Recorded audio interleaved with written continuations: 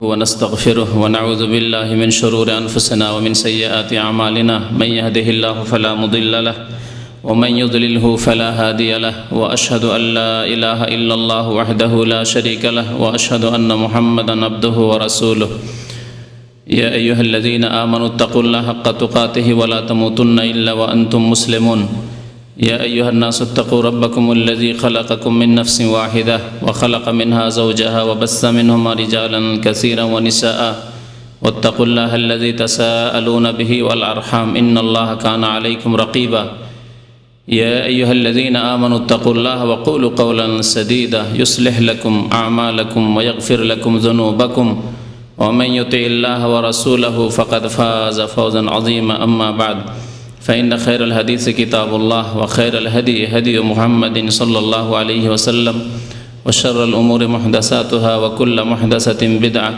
وكل بدعة ضلالة وكل ضلالة في النار أعوذ بالله من الشيطان الرجيم بسم الله الرحمن الرحيم خذ من أموالهم صدقة تطهرهم وتزكيهم بها وصل عليهم إن صلاتك سكن لهم والله سميع عليم মহান আল্লাহর সমস্ত প্রশংসা যে আল্লাহ পাক রব্বুল আলামিন আমাদেরকে সৃষ্টি করেছেন তাঁর ইবাদত বন্দেগীর জন্য। যেসব ইবাদত বন্দেগী আমাদের উপর ফরজ করেছেন তার একটি ইবাদত হচ্ছে যাকাত প্রদান করা, যা আল্লাহ পাক আমাদের উপর ফরজ করেছেন, রাসূলুল্লাহ সাল্লাল্লাহু আলাইহি সাল্লামকে আদেশ করেছেন তা গ্রহণ করার জন্য। তা কোথায় ব্যয় করতে হবে সেই সম্পর্কেও আল্লাহ পাক রব্বুল আলামিন আমাদেরকে দিক নির্দেশনা দিয়েছেন। দরুদ ও সালাম নাযিল হোক নবী মুহাম্মদ রাসূলুল্লাহ সাল্লাল্লাহু আলাইহি সাল্লামের উপর, যিনি আমাদের জন্য দ্বীনকে সম্পূর্ণরূপে যেইভাবে আল্লাহ পাক নাযিল করেছেন, যেভাবে আল্লাহ পাকের আদেশ হয়েছে সেইভাবে তিনি মানব জাতি পর্যন্ত পৌঁছে দিয়েছেন। আল্লাহুম্মা সাল্লি আলাইহি আল্লাহুম্মা বারিক আলাইহি। যেমন আপনাদের সাথে ওয়াদা রয়েছে বিগত যে আজকের বিষয়বস্তু হচ্ছে যাকাত সম্পর্কে। এই যাকাত অত্যন্ত গুরুত্বপূর্ণ ইবাদত, এমন একটি ইবাদত যাকে আল্লাহ পাক কোরআনের ৮০-র বেশি জায়গায় নামাজের সাথে উল্লেখ করেছেন। যেখানে আল্লাহ সালাতের কথা বলেছেন, আকিমুস সালা বলেছেন, কখনো বহুবচন দিয়ে, কখনো এক বচন দিয়ে, কখনো অন্য কোনো ভাষায় তার ফজিলত বর্ণনা করতে গিয়ে তখনই আল্লাহ পাক যাকাতের কথা উল্লেখ করেছেন। এই যাকাত এমন একটি ইবাদত যে যাকাত সম্পর্কে আইম্মায়ে কেরাম উল্লেখ করেছেন, তাফসীর কারবান উল্লেখ করেছেন যে আল্লাহ পাক সালাতের সাথে যাকাত উল্লেখ করেছেন। সুতরাং কেউ যদি সালাত আদায় করে তাহলে তার যাকাত কবুল হবে, আর তারপরে যদি যাকাত আদায় করে তাহলে বাকি ইবাদত বন্দেগী কবুল হবে।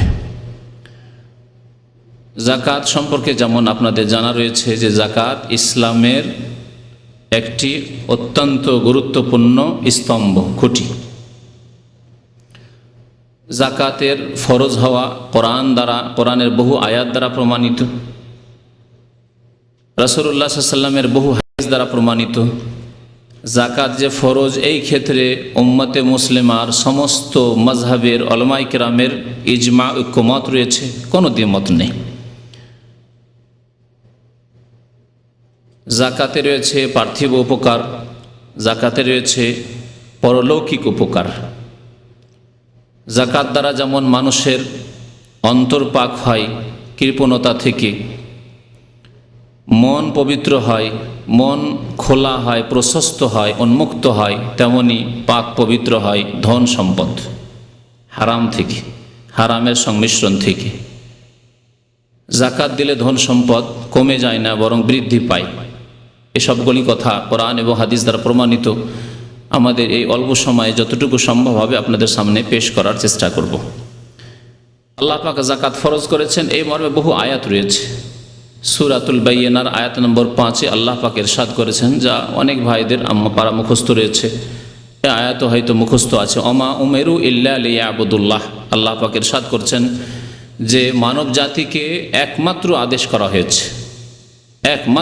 করা হয়েছে যে তারা লিয়াবুদুল্লাহ, আল্লাহ পাকের ইবাদত বন্দেগী করবে। তাদের আর কোনো আদেশ করা হয়নি। তোমাদেরকে সৃষ্টি করা হয়েছে এই জন্য যে তোমরা একমাত্র আল্লাহ পাকের ইবাদত বন্দেগী করবে।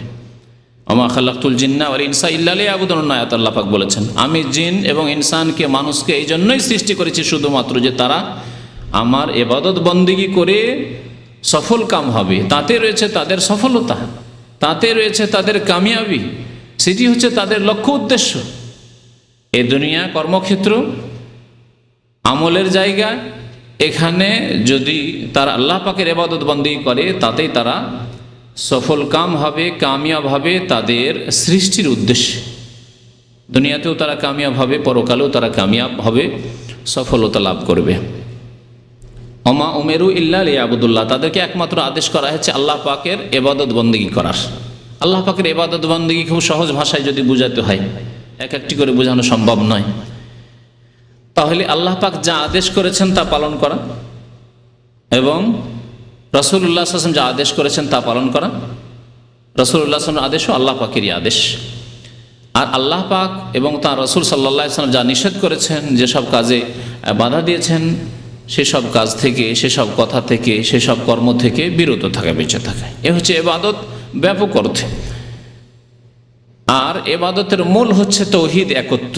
লিয়াবুদুল্লাহ মানে আল্লাহর একত্ব প্রতিষ্ঠা করবে, আল্লাহকে এক বলে জানবে, বিশ্বাস করবে, এক বলে স্বীকৃতি দান করবে, তার একত্ব প্রতিষ্ঠা করবে কাজে কর্মে আমলে। তার সাথে কোনো ক্ষেত্রে না অন্তরে শিরক আছে, না জবানে কথায় শিরক আছে, না আমলে কাজে কর্মে শিরক আছে। এ হচ্ছে লিয়াবুদুল্লাহ, একমাত্র আল্লাহ পাকের ইবাদত বন্দেগী করা। মুখলিসিন আলাহুদ্দিন, তাই আল্লাহ তাগিদ করে আরো বলছেন যে একমাত্র আনুগত্যকে আল্লাহর জন্য নিখুঁত নির্ভেজাল করে, ইবাদত ভেজাল মিশানো ইবাদত করলে হবে না। ইবাদত করছেন কিন্তু ভেজাল আছে, নামাজটা পড়লেন মসজিদে আল্লাহর জন্য, কিন্তু যখন ওরসের সময় আসলো চললেন মাজারে, কেউ ছেলে মেয়ে চাইতে, কেউ রোগের আরোগ্য চাইতে, কেউ মনের কামনা বাসনা পূরণ করতে, কেউ বিবাহ শাদী করেছেন, নতুন বিবিকে নিয়ে চললেন, চলো মাজার শরীফে ফিরে আসি, ওখানে গেলে অনেক কিছু পাওয়া যায়। মুশরিক, শিরিক করে ফেললে, এমন বড় শিরিক করলে যে তারপর আর ইসলামে থাকার কোনো স্থান নেই। মুখলিসিন আলাহুদ্দিন, আল্লাহর জন্য দিনকে খালেস করে, নিখুঁত করে।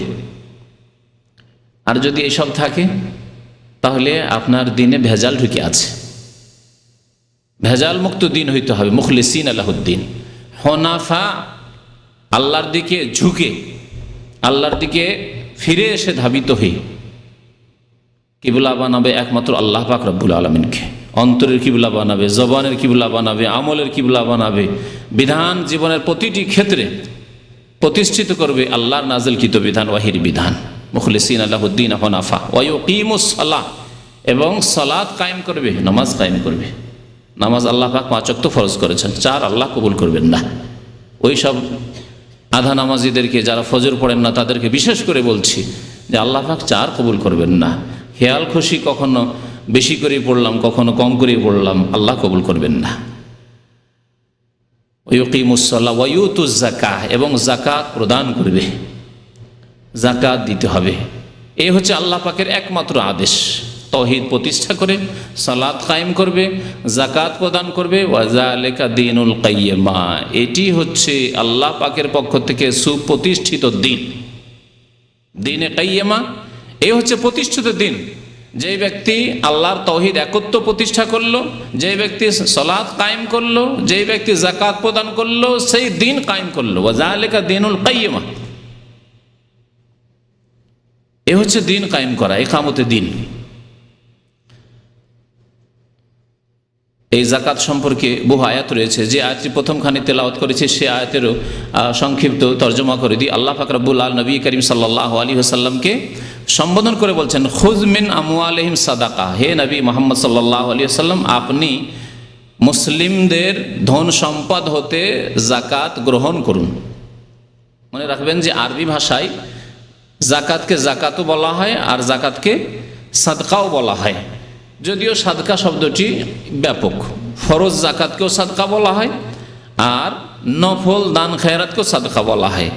আমাদের দেশীয় ভাষায়, উর্দু বাংলা ভাষায় আমরা সাদকা বললে সাধারণ মানুষ অতিরিক্ত দান খেরাত করাকে বুঝি, আর ফরজকে আমরা জাকাত বলে বুঝি, পশুর বলে বুঝি।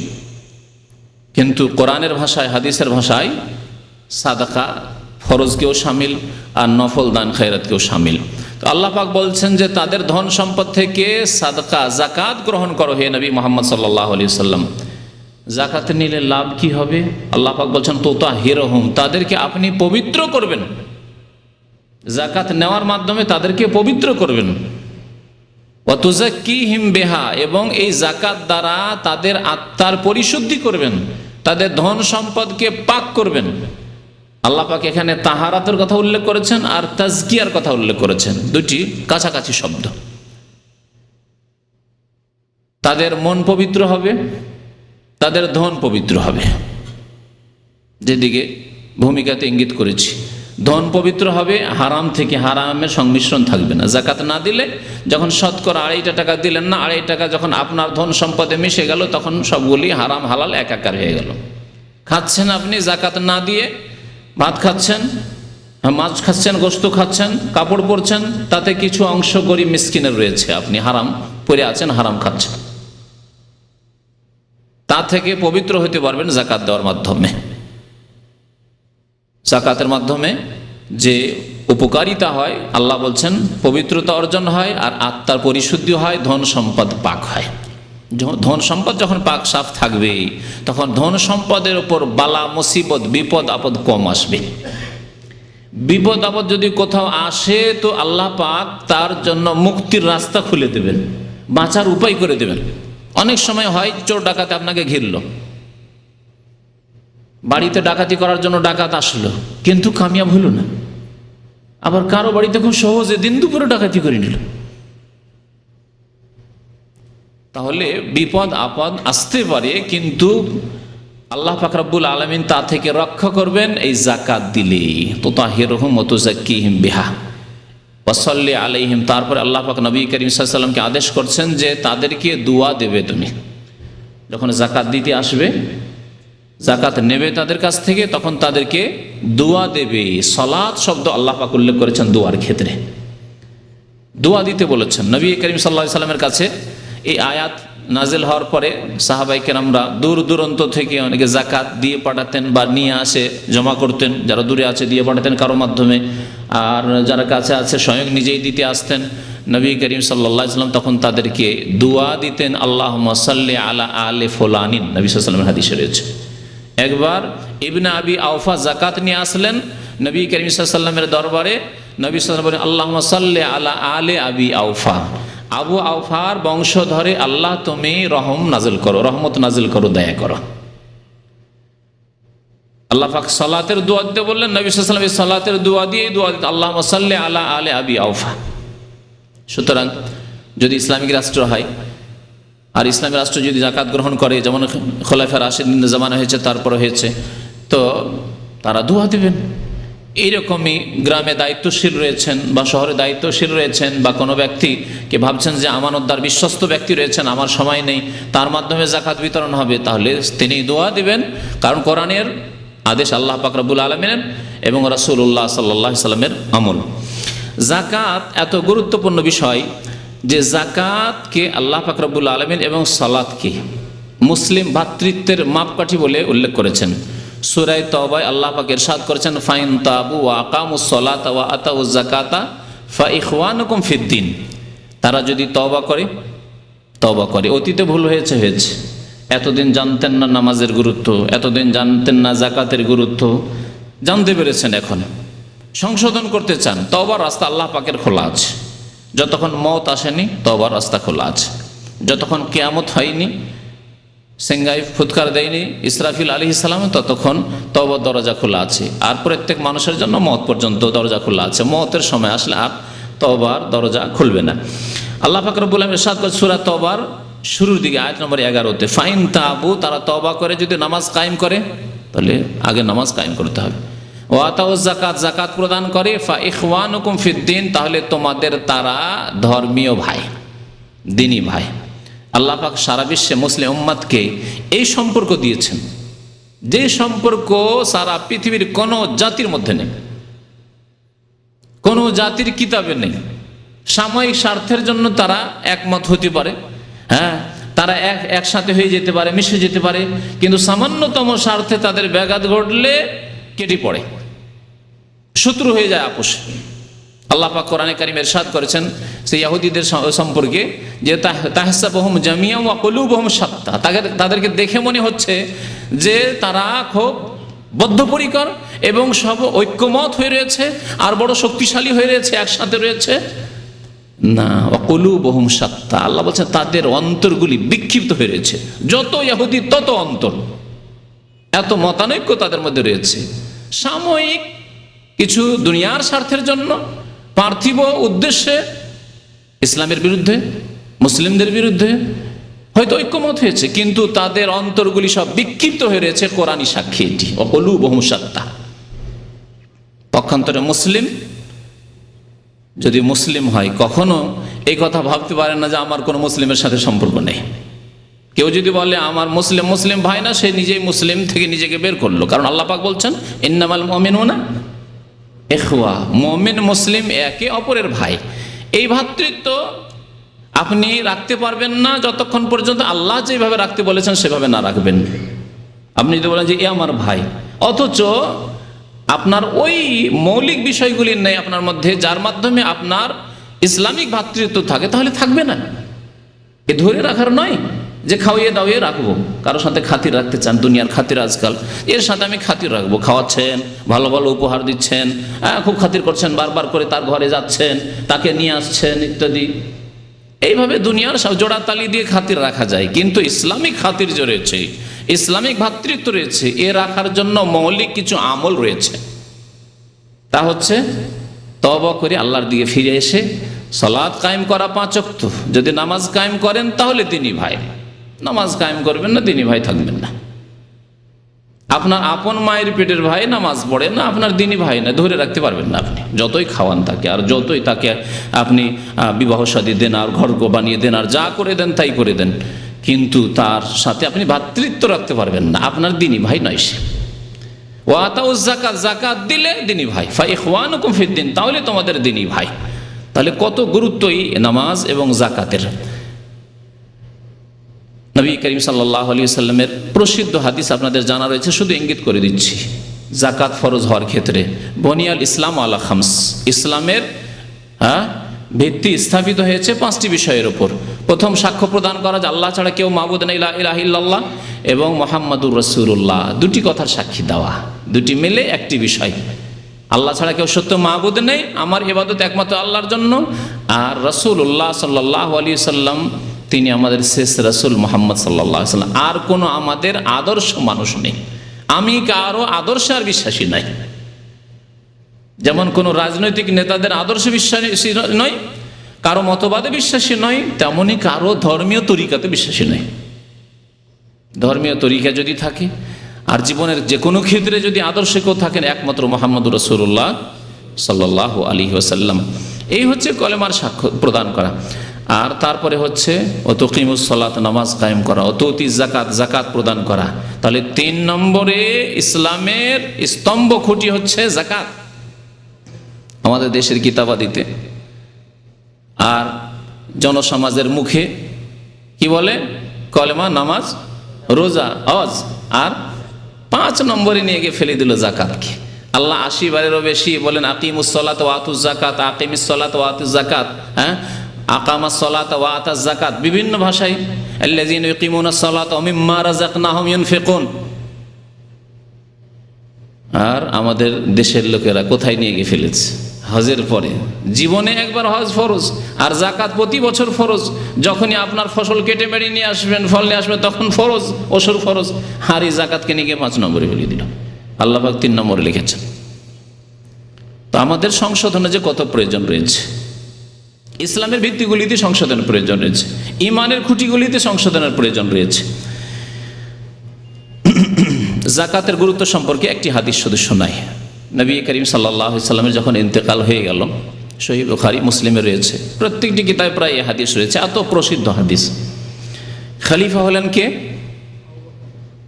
আবু বকর সিদ্দিক রাদিয়াল্লাহু তাআলা আনহু খলিফা হলেন, প্রথম খলিফা, খলিফাতুল মুসলিমিন, এবং রাসূলুল্লাহ সাল্লাল্লাহু আলাইহি ওয়াসাল্লামের খলিফা।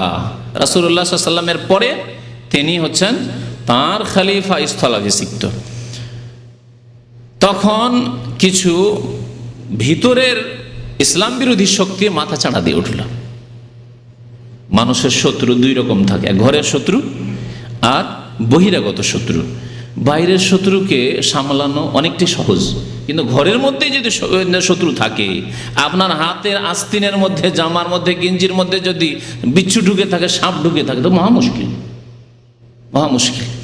আবু বকর সিদ্দিক রাদিয়াল্লাহু তাআলা আনহুর জামানায় আল্লাহ পাক এই পরীক্ষা ফেললেন রাসূলুল্লাহ সাল্লাল্লাহু আলাইহি ওয়াসাল্লামের এই প্রথম খলিফাকে আবু বকর সিদ্দিক রাদিয়াল্লাহু তাআলা আনহুকে, যে ঘরের মধ্যে শত্রু।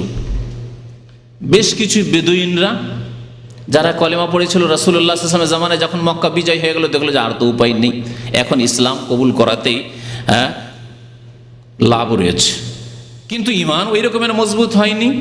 কিছু লোক মুরতাদ হয়ে গেল। এক মিথ্যুক নবী হওয়ার দাবি করলো মুসাইলামা কাযাব, তার পিছনে তার গোত্রের বংশের কিছু লোক বেদুইন যাযাবর, তারা লেগে গেল। এই একদল মুরতাদ হল। আর একদল কৃপণ, উট রয়েছে, ছাগল রয়েছে অনেক, আরে অনেক ছাগল, অনেক উট চলে যায়, জাকাত দিলে ধন সম্পদ রয়েছে, নবী সাল্লাল্লাহু আলাইহি ওয়াসাল্লামকে জাকাত দিতাম, আর কাকে জাকাত দেবো, আর জাকাত দেবো না। অস্বীকার করলো জাকাতকে, জাকাত দেওয়াকে অস্বীকার করলো। তারা নামাজ পড়বো, হজ করব, রোজা রাখবো, জাকাত দেব না। আবু বকর সিদ্দিক রাদিয়াল্লাহু তাআলা আনহু কি করলেন তা শোনাই আপনাদেরকে। বলছেন আবু হুরায়রা রাদিয়াল্লাহু তাআলা আনহু বর্ণনা করেছেন, লাম্মা তুফিয়া রাসূলুল্লাহ সাল্লাল্লাহু আলাইহি ওয়াসাল্লাম, রাসূলুল্লাহ সাল্লাল্লাহু আলাইহি ওয়াসাল্লামের যখন ইন্তেকাল হয়ে গেল। তুফিয়া মানে কি? ওয়াফাত হয়ে যায়। ওয়াফাত মানে বুঝেন না? ইন্তেকাল হয়েছে। তো রাসূলুল্লাহ সাল্লাল্লাহু আলাইহি ওয়াসাল্লাম ইন্তেকাল হয়েছে না হয়নি? এই আকীদাকার আবু হুরায়রা রাদিয়াল্লাহু তাআলা আনহু, যিনি সবচেয়ে বেশি সংখ্যায় হাদিস বর্ণনা করেছেন, 5274 মতো হাদিস তিনি বর্ণনা করেছেন। তার চাইতে বেশি হাদিস কেউ বর্ণনা করেননি সাহাবায়ে কেরামের মধ্যে। আসহাবে সুফার একজন তিনি বলছেন তুফিয়া রাসূলুল্লাহ সাল্লাল্লাহু আলাইহি ওয়াসাল্লাম, রাসূলুল্লাহ সাল্লাল্লাহু আলাইহি ওয়াসাল্লাম ইন্তেকাল হয়ে গেল। আর ভারত বাংলাদেশের যত বিদআতপন্থী, বেরেলভি, এমনকি দেওবন্দীদের কিতাবে যতগুলি তরিকা রয়েছে, তাদের কিতাবে দেওয়ানবাগি কি লিখছে? হায়াতুন নবী, আটরশি, মেজভান্ডারি, তারা কি বলছে? হায়াতুন নবী, নবী জীবিত। হায়াত মানে কি? জীবিত। কার কথা নেবেন বলেন? আবু হুরায়রা রাদিয়াল্লাহু তাআলা আনহুর কথা নেবেন, যা কোরআনে কারীমের কথা, সাহাবায়ে কেরামের কথা নেবেন, আবু বকর সিদ্দিক প্রথম খলিফার কথা নেবেন, না আপনি নেবেন দেওয়ানবাগির আটরশি আর মাইজভান্ডারি, ওইসব ভারতীয় মতবাদের কথা নেবেন? বলুন দেখি কোনটা আপনাকে মনে বিশ্বাস হচ্ছে যে আমি দিন বলে, ধর্ম বলে পালন করব?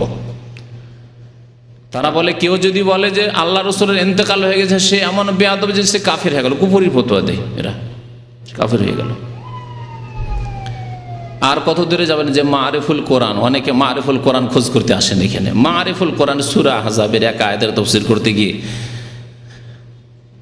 এই তফসিরকার তো না হয় উর্দু ভাষী মুফতি শাফি সাহেব ছিলেন, তার আকীদাই তো বাতিল ছিল, কিন্তু তার অনুকরণে মহিউদ্দিন খান সাহেব বাংলা তরজমাতে লিখছে যে রাসূলুল্লাহ সাল্লাল্লাহু আলাইহি ওয়াসাল্লামের বিবিগণকে এই জন্যই বিয়ে করা হারাম ছিল তার ইন্তেকালের পরে, যে নবী সাল্লাল্লাহু আলাইহি ওয়াসাল্লাম ইন্তেকালই করেননি, নবী সাল্লাল্লাহু আলাইহি ওয়াসাল্লাম ইন্তেকালই করেননি, হায়াতে রয়েছেন। আর কোনো মানুষ যদি বেঁচে থাকে তাহলে তার বিবি অন্যের জন্য হালাল হবে কি? হবে না। তাহলে বলুন, আমাদের মাঝে আল্লাহ নবীর মাঝে কোনো পার্থক্য হলো মান সম্মানের দিক দিয়ে? আমরা কি একজন যদি অমুসলিমও কেউ বেঁচে থাকে আর সে যদি বিয়ে করে থাকে, তার স্ত্রী বলে থাকে কেউ যে তার স্ত্রী, তাহলে অন্য কারোর জন্য তার স্ত্রীকে বিয়ে করা হারাম। আর নবী সাল্লাল্লাহু আলাইহি সাল্লামকে একজন সাধারণ মুসলিমও নয়, মুসলিম অমুসলিম কাফেরের সমান বানিয়ে দিল তারা। কিন্তু আমাদের এতেকাদ শোনেন নবী করিম সাল্লাল্লাহু আলাইহি ওয়াসাল্লাম সম্পর্কে, যে আল্লাহ পাক প্রত্যেকের বিবিকে তার ইন্তেকালের পরে বিয়ে করা জায়েজ করেছে। সাহাবায়ে কেরাম, আবু বকর সিদ্দিক রাদিয়াল্লাহু তাআলা আনহুর ইন্তেকাল হয়েছে, তার বিবিকে বিয়ে করেছেন অন্য সাহাবী। জি, কিন্তু রাসূলুল্লাহ সাল্লাল্লাহু আলাইহি ওয়াসাল্লাম, আল্লাহ বলছেন ওয়ালা আনতানকিহু আজওয়াজাহু মিন বাদিহি আবাদা, তার ইন্তেকালের পরে তারপরে আর কারো জন্য হালাল নয় যে কখনো তার বিবিদেরকে কেউ বিয়ে করতে ইচ্ছা করবে। তারা মা ওয়া আজওয়াজুহু উম্মাহাতুহুম, আল্লাহ পাক বলছেন নবী সাল্লাল্লাহু আলাইহি ওয়াসাল্লামের বিবিগণ উম্মাহাতুহুম, তাদের মা, তাদের মাতা। এই সম্মান আমরা রাখি।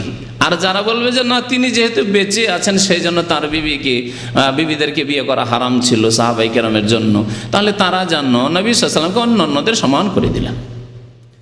আল্লাহ পাক কোরআন বলছেন যে রাসূলুল্লাহ সাল্লাল্লাহু আলাইহি ওয়াসাল্লামের ইন্তেকাল হয়ে গেছে, বিষয় আলাদা, সেদিকে যাচ্ছে না। ওমা মুহাম্মাদুন ইল্লা রাসূলুন কাদ খালাত মিন ক্বাবলিহি রাসূল আফাইম মাতা, তিনি যদি ইন্তেকাল করেন আল্লাহ বলছেন ইন্নাকা মাইয়াতুন, আরো স্পষ্ট শুনেন সূরা জুমার আল্লাহ পাক বলছেন ইন্নাকা মাইয়াতুন, হে নবী আপনি মৃত। মাইয়াত মানে কি? আমাদের দেশের বাংলা ভাষায় লোকেরা বলে যে মাইয়াতকে গোসল দিতে হয়, বলে না? ইন্নাকা মাইয়াতুন, নিশ্চয় আপনি মাইয়াত, মৃত। এটি হচ্ছে কোরআনী আকীদা, এটি হচ্ছে রাসূলুল্লাহ সাল্লাল্লাহু আলাইহি ওয়াসাল্লামের নিজের আকীদা যে আমারও ইন্তেকাল হবে আর তারপরে হয়েছে। এটি হচ্ছে খোলাফায়ে রাশিদিনের আকীদা, এটি হচ্ছে আবু হুরায়রা রাদিয়াল্লাহু তাআলা আনহুর আকীদা। শুনেন, তাহলে যেই ব্যক্তি কোরআনকে অস্বীকার করবে যে না নবীর ইন্তেকাল হয়নি, তার কি অবস্থা হবে বলুন তো দেখি? মুসলমান থাকবে? তারপরে সে আল্লাহর সমান বানিয়ে দিল আল হাই, আল্লাহর একটি নাম কি? চিরঞ্জীব। আল্লাহু লা ইলাহা ইল্লা হুয়াল আল হাইয়ুল কাইয়্যুম, আল হাই। যদি নবী সাল্লাল্লাহু আলাইহি ওয়াসাল্লাম ইন্তেকাল না করে থাকেন তো তিনিও আল হাই, তাহলে আল্লাহর সমান বানিয়ে দিল নবী সাল্লাল্লাহু আলাইহি ওয়াসাল্লামকে। মুশরিক হইল না? কোরআনকে অস্বীকার কারণে কুফরি হবে, আর আল হাই চিরঞ্জীব বানিয়ে দেওয়ার জন্য মুশরিক হবে। কত ভুল ভ্রান্তিতে আমরা আছি। তাহলে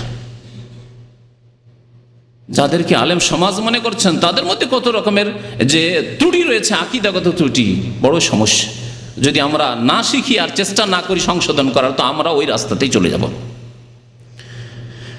আবু হুরায়রা রাদিয়াল্লাহু তাআলা বলছেন যে লাম্মা তুফিয়া রাসূলুল্লাহ সাল্লাল্লাহু আলাইহি ওয়াসাল্লাম, রাসূলুল্লাহ সাল্লাল্লাহু আলাইহি ওয়াসাল্লাম যখন ওয়াফাত হয়ে গেল, ইন্তেকাল হয়ে গেল, স্পষ্ট ভাষা, সাহাবায়ে কেরামদের ইজমা যে রাসূলুল্লাহ সাল্লাল্লাহু আলাইহি ওয়াসাল্লাম ইন্তেকাল হয়ে গেছে। ওয়াস্তাখলাফা আবু বকর, বা ওয়াস্তাখলাফা আবু বকর, আবু বকর সিদ্দিক রাদিয়াল্লাহু তাআলা প্রথম খলিফা হলেন। বাদাহু ওয়া কাফারা মান কাফারা মিনাল আরব, আরবের বেশ কিছু লোক কাফের হয়ে গেল। ইসলাম কবুল করার পরে আরবের বেশ কিছু লোক কাফের হয়ে গেল, কেউ মুরতাদ হয়ে গেল, আর কেউ যাকাত অস্বীকার করে। কালা ওমর লি আবি বকর কাইফা তুকাতিলুন নাস ওয়া কাদ কালা রাসূলুল্লাহ সাল্লাল্লাহু আলাইহি ওয়াসাল্লাম, সেই সময় আবু বকর রাদিয়াল্লাহু তাআলা বললেন যে যারা যাকাত অস্বীকার করছে তাদের বিরুদ্ধে আমি সশস্ত্র জিহাদ করব। ঘোষণা করলেন কে? প্রথম খলিফায়ে রাশিদ আবু বকর সিদ্দিক রাদিয়াল্লাহু তাআলা আনহু। ওমর রাদিয়াল্লাহু তাআলা আনহু সংশয়, কেমন কথা, তারা নামাজ পড়ে, দাড়ি রাখে, হজ করে, রমজান আসলে সিয়াম পালন করে, রোজা রাখে, এরা অনেক নেক আমল করে, সব কাজই করে, এদের মহিলারা পর্দা করে, সব কিছুই করে, শুধু বলছে যাকাত দেব না, যাকাত দেব না। তাই সংশয় দূর করার জন্য খলিফাকে জিজ্ঞেস করছেন ওমর রাদিয়াল্লাহু তাআলা আনহু, কাইফা তুকাতিলুন নাস, এসব মানুষের বিরুদ্ধে কেমন করে আপনি সশস্ত্র জিহাদ করবেন? ওয়াকাদ কাল, তারা অথচ বলছে যে নবী সাল্লাল্লাহু আলাইহি ওয়াসাল্লাম বলেছেন যে উমিরতু আন উকাতিল নাস হাত্তা ইয়াশহাদু আল্লা ইলাহা ইল্লাল্লাহ ওয়া আন্না মুহাম্মাদান রাসূলুল্লাহ, আমাকে আদেশ করা হয়েছে যে আমি মানুষের বিরুদ্ধে জিহাদ করব সশস্ত্র যতক্ষণ পর্যন্ত তারা কলেমার শাহাদাত না দেবে, লা ইলাহা ইল্লাল্লাহ মুহাম্মাদুর রাসূলুল্লাহ না পড়বে আর নামাজ কায়েম না করবে। আর এরা তো কলেমা পড়ছে, এরা নামাজ পড়ছে, তা আপনি এদের বিরুদ্ধে কেমন করে জিহাদ করবেন? নবী সাল্লাল্লাহু আলাইহি ওয়াসাল্লাম বলেছেন যে কলেমা পড়ে নিলে। তারপরে সেই হাদিসটি বড় হাদিস আছে, ফায়েজা কালা লা ইলাহা ইল্লাল্লাহ, যখন লা ইলাহা ইল্লাল্লাহ বলল, আসামু মিন্নি দিমাআহুম ওয়া আমওয়ালাহুম, তখন তারা আমার থেকে তাদের রক্ত, তাদের ধন সম্পদকে নিরাপদ করে নিল। কলেমা পড়েছে, মুসলমান হয়েছে, নামাজ পড়ছে, তার মানে তারা তাদের মান সম্মান, রক্ত, ধন সম্পদ এগুলিকে সুরক্ষিত করে ফেলেছে। কেমন করে তাদের বিরুদ্ধে আপনি অস্ত্র ধারণ করবেন? কিন্তু সেই হাদিসের শেষখানে আছে ইল্লা বিহাক্কিল ইসলাম, ওইটুকু নিয়ে গবেষণা করেননি ওমর ফারুক রাদিয়াল্লাহু তাআলা আনহু। তবে ইসলামের হক যদি নষ্ট করে, ইল্লা কিন্তু বিহাক্কিল ইসলাম, ইসলামের কোনো হকের ক্ষেত্রে যদি পেয়ে যায় তাহলে ছাড়া হবে না। ইল্লা বিহাক্কিল ইসলাম, এই ইসলামের হক কি বোঝার বিষয় রয়েছে। এইটুকু আবু বকর সিদ্দিক রাদিয়াল্লাহু তাআলা বুঝেছিলেন যখন যাকাত তারা অস্বীকার করেছিল। সেই সময় জবাবে বলেছেন আবু বকর সিদ্দিক রাদিয়াল্লাহু তাআলা, তার জবাব শুন, ফাকাল ওয়াল্লাহি, আল্লাহর কসম করে বলছি, লা উকাতিলান্না মান ফাররাকা বাইনাস সালাতি ওয়াজ যাকাত, আমি অবশ্যই যুদ্ধ করব সশস্ত্র ওদের বিরুদ্ধে যারা সালাত এবং যাকাতে পার্থক্য করবে। নামাজ এবং যাকাতে কি করবে? পার্থক্য করবে। কি পার্থক্য?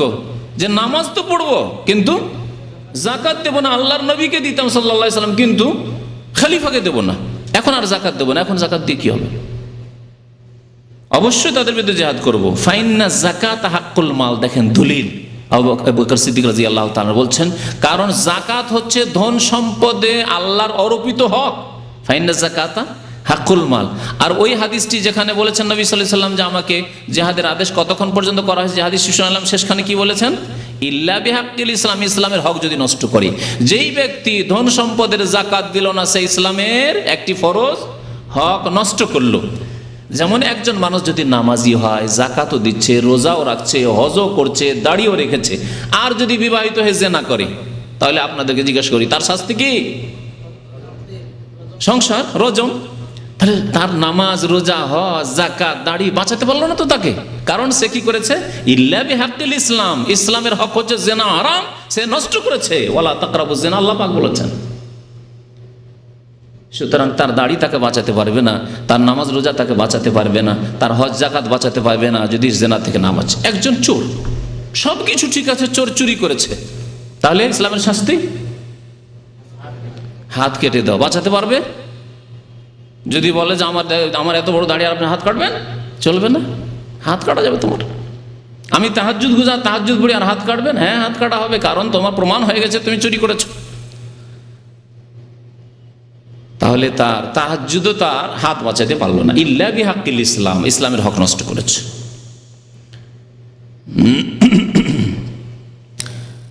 আবু বকর সিদ্দিক রাদিয়াল্লাহু তাআলা যখন এইভাবে তার সংশয় দূর করে দিলেন, বলছেন, দেখেন ওমর রাদিয়াল্লাহু তাআলা,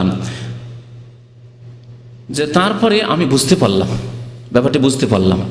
আবু বকর সিদ্দিক রাদিয়াল্লাহু তাআলা তার সাথে সাথে আরোই কথা বলেছিলেন, আরো আল্লাহর কসম করে বলছি, লাউ মানাউনি ইকালান, যাকাত অস্বীকার করেছে, তাতে তো যুদ্ধ করবই, কিন্তু যাকাত যদি দেয় আর বলে যে ছাগলের যাকাত দেব, কিন্তু তোমরা রশি নিয়ে এসো, রশি দেব না।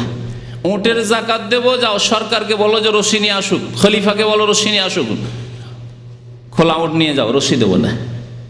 অনেক সময় ছাগল বিক্রি করতে করেন না, গরু বিক্রি করছেন, রশিটা খুলে নিলেন, যাও তোমার রশি দিয়ে তুমি নিয়ে যাও, আমি রশিটা দেবো না, এটা দামি রশি। যাকাতের ক্ষেত্রে চলবে না। যাকাত দেবে তুমি ছাগলের, যাকাত দেবে গরুর, যাকাত দেবে উটের, আর রশি খুঁজে নিয়ে আসতে হবে নাকি? ওয়াল্লাহি, আল্লাহর কসম করেছে, লাউ মানাউনি ইকালান, একাল মানে রশি। এই জন্য এটাকে আজকালকার কি বলছে? একাল বলছে, বিক্রি হচ্ছে একাল বলে, এটা রশি। যদি একটা রশি দিতে আপত্তি করে যে রশি দেব না, আর একটি রিওয়ায়াতে রয়েছে বুখারীতে যে ওয়াল্লাহি লাউ মানাউনি আনাকান, আল্লাহর কসম করে বলছি, যদি একটা বকরির বাচ্চা দিতে নিষেধ করে, সবগুলি যাকাত দেবো, কিন্তু একটা বকরির বাচ্চা আছে, ওটার যাকাত দেবো না। একটা বকরির বাচ্চা দিতে যদি বাধা দেয় যাকাতের ক্ষেত্রে, অথচ তার উপরে যাকাত ফরজ হয়েছে, লা কাতালতুহুম আলা মানহি, তাহলে এই যে রশি দিতে চায় না অথবা একটা বকরির বাচ্চার যাকাত দিতে চায় না, তার জন্য আমি তাদের বিরুদ্ধে জিহাদ করব সশস্ত্র। আবু বকর সিদ্দিক রাদিয়াল্লাহু তাআলা বললেন, আল্লাহ, কারণ আল্লাহ নবীর জামানায় দিত, আল্লাহ নবীর জামানায় তুমি রশি দিতে, আল্লাহ নবীর জামানায় বকরির বাচ্চা আর ছাগলের যাকাত দিতে, আজকে দেবে না কেন? ফাকালা, ওমর বলছেন, ফাওয়াল্লাহি, আল্লাহর কসম করেছে, মা হুয়া ইল্লা আন রাআইতুল্লাহ কাদ শারাহা সাদর আবি বকরিন লিল কিতাল, আমি দেখলাম যে আবু বকর সিদ্দিক রাদিয়াল্লাহু তাআলা আনহুর মনকে শক্তিশালী আল্লাহ পাক করে দিয়েছেন, উন্মুক্ত করে দিয়েছেন জিহাদের জন্য। যে এই বাতিলপন্থী, এই যাকাত অস্বীকারী কাফের মুরতাদদের বিরুদ্ধে জিহাদ করতে হবে। ফাআরাফতু আন্নাহুল হক, আমিও বুঝতে পারলাম, অনুধাবন করলাম যে এটি হচ্ছে হক, এটি হচ্ছে সত্য দিন। বলতে চেয়েছিলাম আপনাদেরকে যাকাতের গুরুত্ব। কেউ যদি যাকাত, তাহলে এই হাদিস দ্বারা প্রমাণিত হয় যে যাকাত যদি অস্বীকার করে, সে মুসলিম থাকবে, কাফের হয়ে যাবে। এর উপর ইজমা রয়েছে। কেউ যদি যাকাত অস্বীকার করে যে আমি সব কাজ করতে পারবো কিন্তু যাকাত দিতে পারবো না, আজকে বড় বড় যারা পয়সার মালিক, কোটি কোটি টাকার মালিক, যাদের বিদেশে অ্যাকাউন্ট আছে, কোথায় কোথায় অ্যাকাউন্ট আছে তারাই খোঁজ খবর রাখে না, তাদের অনেক সময় যাকাত, লক্ষ লক্ষ টাকার যাকাত, 10 লাখ 20 লাখ 30 লাখ 50 লাখ টাকা যাকাত বেরোচ্ছে। মায়া লেগে যাচ্ছে। 10 লাখ টাকা দিয়ে দেবো, 20 লাখ টাকা, 30 লাখ টাকা দিয়ে দেবো, আর দেয়ও নাই। সেই অধিকাংশ লোক, আমাদের বিশেষ করে উপমহাদেশের কথা বলছি, ইসলামিক সরকার যদি হয়, ইসলামিক খেলাফত হয়, তাহলে প্রথম এদের খোঁজ নেওয়া হবে। যেমন খোঁজ নেওয়া হয়েছে খলিফায়ে রাশিদ আবু বকর সিদ্দিক রাদিয়াল্লাহু তাআলা আনহু জামানায়। জিহাদ করলে আবু বকর সিদ্দিক রাদিয়াল্লাহু তাআলা আনহু, তারা সোজা তওবা করে যখন ফিরে আসলো যে আমরা ভুল স্বীকার করছি, যাকাত দেব, তখন জিহাদ বন্ধ করলেন আবু বকর সিদ্দিক রাদিয়াল্লাহু তাআলা আনহু। যদি যাকাত না দেন তাহলে আল্লাহর শাস্তি কি? দুনিয়ার শাস্তির দিকে একটু ইঙ্গিত করেছি শুরুতেই, যে বিভিন্ন রকমের বালা মুসিবত, আযাব গজব আসবে। কারণ হারামের যখন সংমিশ্রণ হবে, হারাম দিয়ে আপনার রক্ত তৈরি হচ্ছে, মাংস তৈরি হচ্ছে, হারাম খাচ্ছেন, হারাম পড়ছেন, ছেলে মেয়েকে হারাম খাওয়াচ্ছেন, যাকাত দেন না, ওই পয়সা দিয়ে ছেলে মেয়েকে পড়াশোনা করাচ্ছেন, তখন বিভিন্ন রকমের বালা মুসিবত আসবে, বিভিন্ন রকমের বিপদ আপদ আসবে, দুনিয়ার গজব। আখিরাতের শাস্তির কথা নবী করিম সাল্লাল্লাহু আলাইহি ওয়াসাল্লাম হাদিস রয়েছে, তা আপনাদেরকে শোনাই। আবু হুরায়রা রাদিয়াল্লাহু তাআলা এই হাদিস বর্ণনা করেছেন, ক্বালা রাসূলুল্লাহ সাল্লাল্লাহু আলাইহি ওয়াসাল্লাম, বুখারী মুসলিমের হাদিস। আল্লাহ রাসূল সাল্লাল্লাহু আলাইহি ওয়াসাল্লাম বলেছেন, মা মিন সাহিবে যাহাবিন ওয়ালা ফিদ্দাহ, কোন স্বর্ণের মালিক অথবা চাঁদির মালিক, লা ইউআদ্দি মিনহা হাক্কাহা, যদি তার হক আদায় না করে। ধন সম্পদের হক হচ্ছে কি? যাকাত দেওয়া। ধন সম্পদের ফরজ হক হচ্ছে যাকাত দেওয়া। ফরজ হক ছাড়াও অতিরিক্ত হক আছে, অতিরিক্ত নফল হক আছে, মনে রাখবেন। যার গাড়ি আছে, গাড়ির হক আছে, আমরা অনেক সময় বুঝি না। গাড়ির হক আছে, গরিব আছে, অভাবী আছে, আশেপাশে যার গাড়ি নেই, রোদরে হেঁটে যাচ্ছে, উঠিয়ে নিলেন। বাজার করার জন্য গরিব মানুষ, তার যদি যায় 10 রিয়াল 20 রিয়াল, তার অনেক খরচ হবে, আমরা গাড়িতে কোনো সময় উঠিয়ে নিলেন, গাড়ির হক আদায় করলেন আপনি। এইরকম বেশ কিছু হক আছে। ফরজ হকের মধ্যে ধন সম্পদের হক হচ্ছে যাদের ভরণ পোষণ, দায় দায়িত্ব পালন করা, ব্যয় বহন করা ফরজ আপনার উপর, তাদের হক আদায় করা। বাবা মায়ের খরচ বহন করা আপনার ফরজ। যদি ছোট নাবালক ভাই বোন থাকে, তাদের ব্যয় বহন করা আপনার ফরজ। এগুলি হচ্ছে ধন সম্পদের হক। এই ক্ষেত্রে কার্পণ্য চলবে না, হ্যাঁ, কৃপণতা করবেন না। আর অতিরিক্ত নফল দান খায়রাত করা, এগুলি হচ্ছে ধন সম্পদের হক। তো নবী সাল্লাল্লাহু আলাইহি ওয়াসাল্লাম কি বললেন, যে যদি কারো কাছে স্বর্ণ থাকে, চাঁদি থাকে, আর স্বর্ণ চাঁদির ওপর অন্যান্যগুলোকে কিয়াস করে নেন, রিয়াল আছে, ডলার আছে, বাংলাদেশি টাকা আছে, আর কোনো দেশের টাকা আছে, সবগুলি লা ইউআদ্দি মিনহা হাক্কাহা, এর যদি হক আদায় না করেন আপনি, যাকাত প্রথম আদায় করা ফরজ, আর যাদের দায় দায়িত্ব পালন করা আপনার জন্য ফরজ, সেটা আদায় করা ফরজ, বাকিগুলি অতিরিক্ত নফল।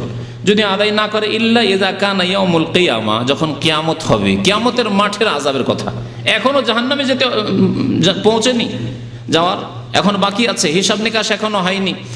কিয়ামতে যেখানে সূর্য অত্যন্ত নিকটবর্তী আর মানুষ ঘামে হাবুডুবু করবে, নবী করিম সাল্লাল্লাহু আলাইহি ওয়াসাল্লামের হাদিসে রয়েছে, সেখানে কি করা হবে? সুফিহাত লাহু সাফাইহা মিন নার, এই স্বর্ণকে, এই চাঁদিকে, এই রিয়ালকে, ডলারকে, টাকাকে, কারেন্সিকে কি করা হবে?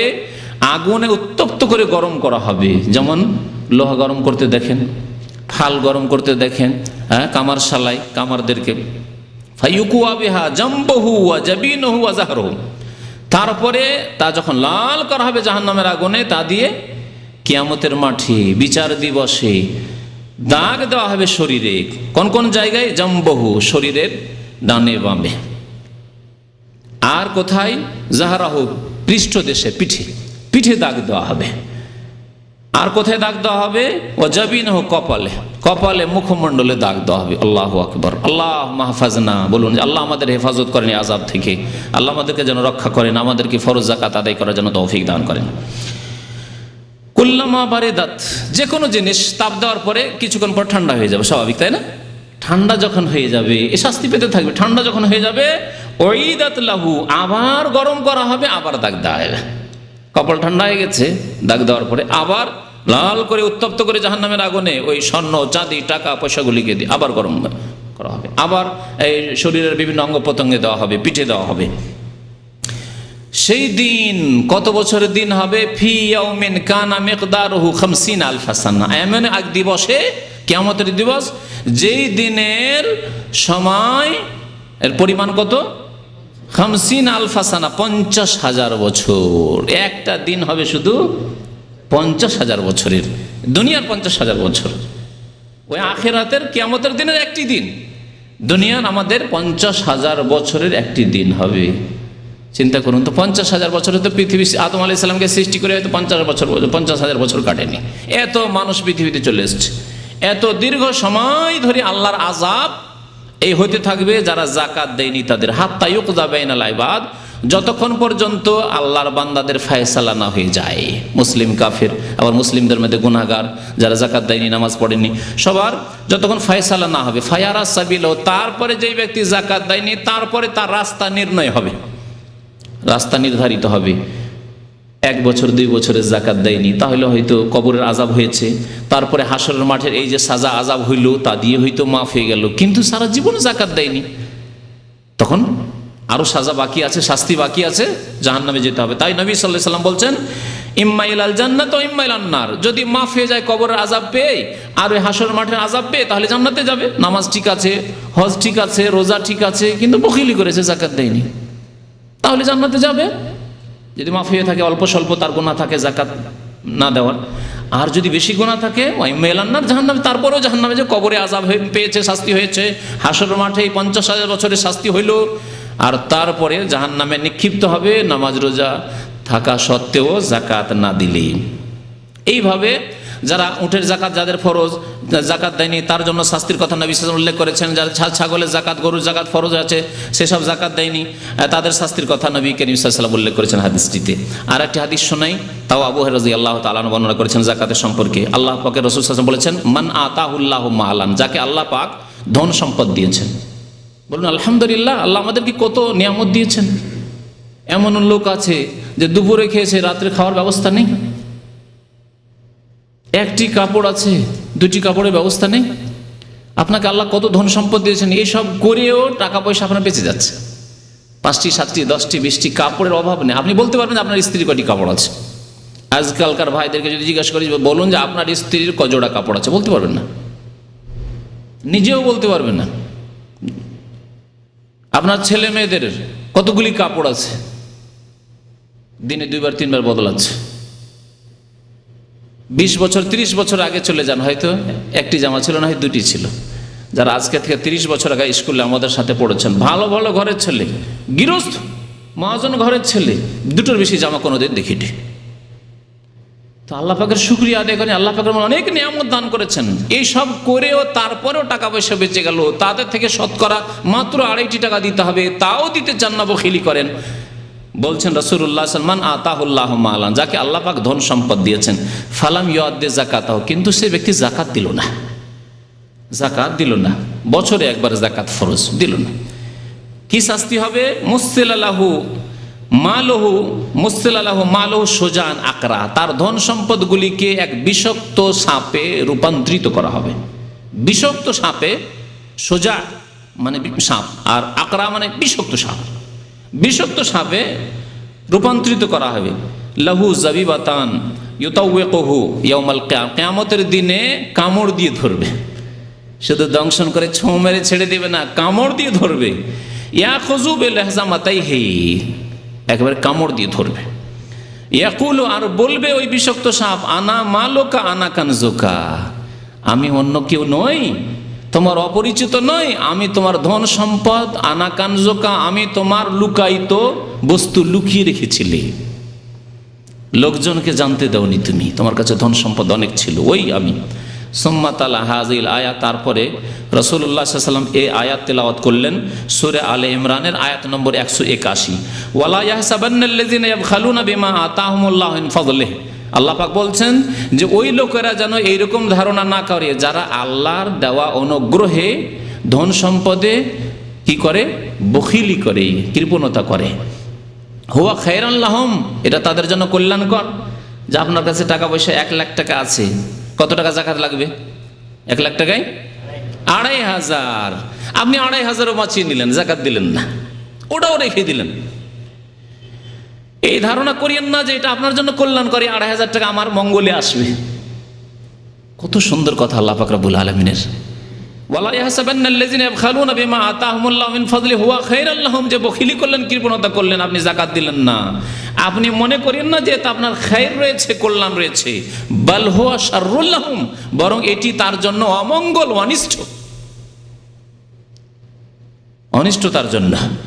সায়ুতাওয়াকুনা মা বাখিলু বিহি ইয়াউমাল কিয়ামা, এই যে কৃপণতা করেছে যে ধন সম্পদে, তা তার গলার মালা বানিয়ে দেওয়া হবে, জাহান্নামের আগুনে পুড়িয়ে জ্বলন্ত লাল হয়ে রয়েছে, আর তাকে কি করা হবে, ত্বক বানিয়ে দেওয়া, মানে মালা পরিয়ে দেওয়া হবে জাহান্নামের আগুনে, ধন সম্পদগুলিকে মালা বানিয়ে। সহিহ বুখারীর হাদিস।